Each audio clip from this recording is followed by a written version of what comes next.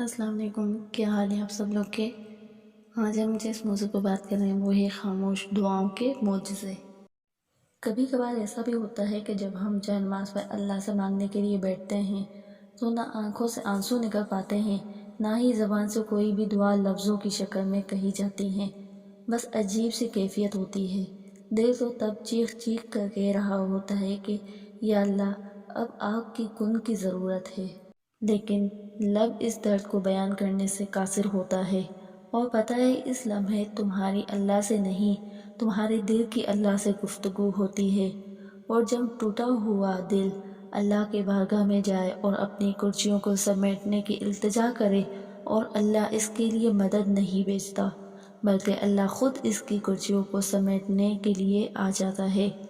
اللہ تب وسیلے نہیں بناتا بلکہ اللہ خود وسیلہ بن کر آ جاتا ہے۔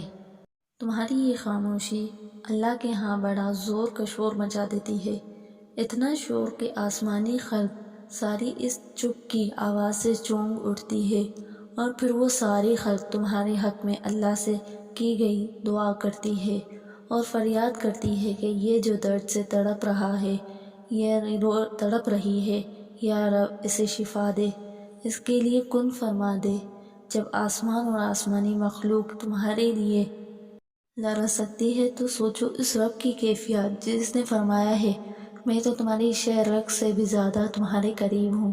سوچو تمہاری جس خاموشی کا شور عرش تک پہنچ سکتا ہے تو کیا تمہارے دل میں رہنے والا اللہ نہیں سن سکتا؟